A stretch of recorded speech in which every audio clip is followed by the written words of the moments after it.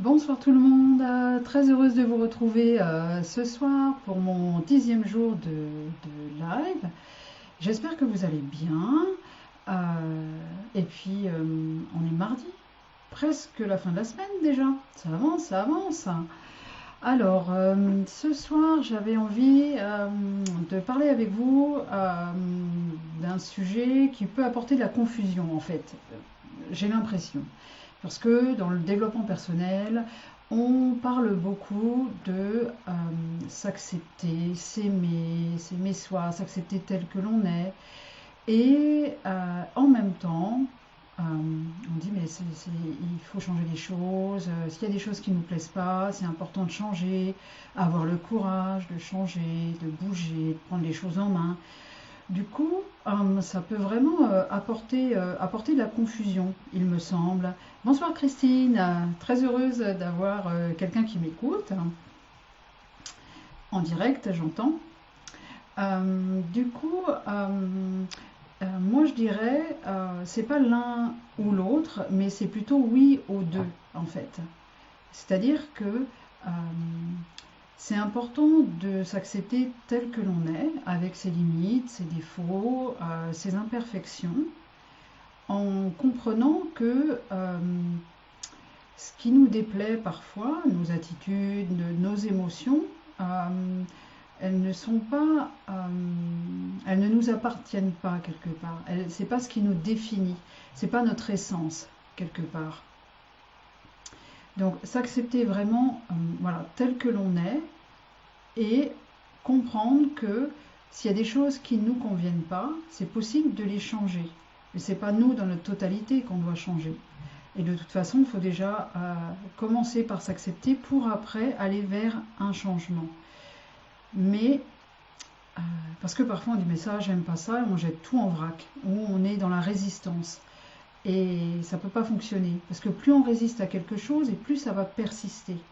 L'intérêt, c'est d'accueillir même les choses qui ne nous plaisent pas, de les accueillir. De toute façon, on est comme on est, on n'a personne d'autre sous la main. Donc,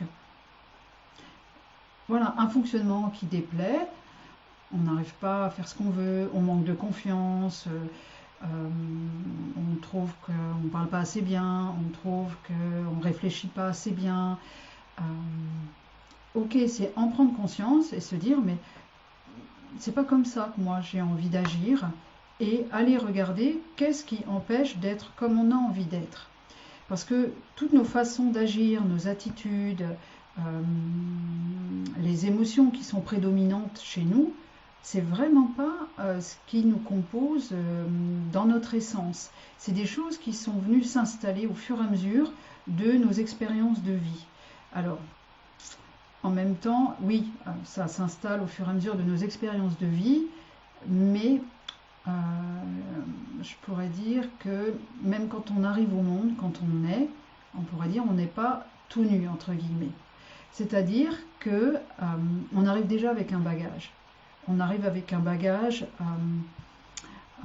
de mémoire, ce qu'on appelle des mémoires transgénérationnelles.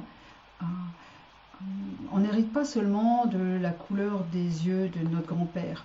Il y a aussi tout un tas de programmes qui se transmettent un petit peu de génération en génération. On le voit ça, il y a des études qui ont été faites par rapport à ça, de voir que certaines, par exemple une génération qui vit un gros traumatisme, la guerre ou quelque chose de très très impactant, on va dire, dans les générations suivantes, c'est comme s'il y avait eu une adaptation dans les gènes pour que les générations suivantes développent quelque part une capacité à réagir à ce problème-là. Du coup, on n'arrive pas tout nu, on arrive déjà avec des programmes. Et je vous ai déjà expliqué en fait que quand on vit un traumatisme, le cerveau il va mettre en place un programme pour nous protéger. C'est vrai aussi de génération en génération. Une arrière-grand-mère qui vit quelque chose, elle peut très bien mettre en place un programme qui se transmette dans les générations suivantes. Et du coup, on arrive avec un programme qui nous amène à avoir une certaine réaction qui ne nous appartient pas dans notre vie personnelle en fait. C'est pas un traumatisme qu'on a vécu personnellement. Sauf que, ben, voilà, on expérimente quand même un comportement ou une émotion, une attitude qu'on a envie parfois de changer. Et c'est tout à notre honneur, parce que si ça ne correspond pas à ce qu'on a envie de vivre ou d'expérimenter dans la vie, oui, par exemple, ça, c'est à changer. Mais dans un premier temps, il faut quand même accepter ce qu'on est, accueillir cette attitude et dire, ok, ça ne fait pas partie de moi.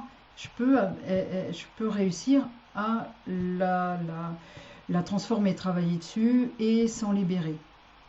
Donc voilà un petit peu la différence entre s'accepter, s'aimer tel qu'on est et en même temps vouloir changer. C'est juste que ça ne se fait pas au même niveau, ça ne se fait pas en même temps et ça ne se fait pas au même niveau.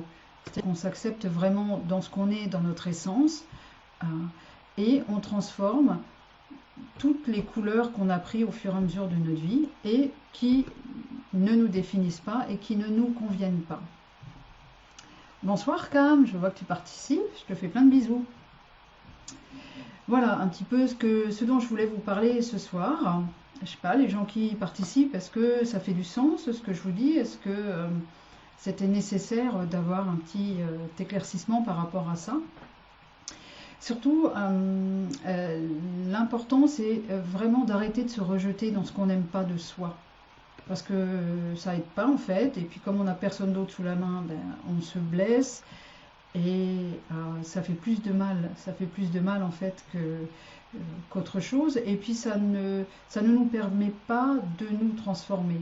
Alors que si on s'accueille avec bienveillance dans ce qui ne nous plaît pas, aussi, ça va prendre moins d'ampleur, et puis grâce à cet accueil bienveillant, on va dire, on va pouvoir travailler dessus plus gentiment en fait. Voilà un petit peu ce que je voulais vous partager ce soir. J'espère que ça fait du sens, que ça vous aide. Je vous souhaite une agréable soirée. Prenez soin de vous et je vous dis à très bientôt. Bye bye.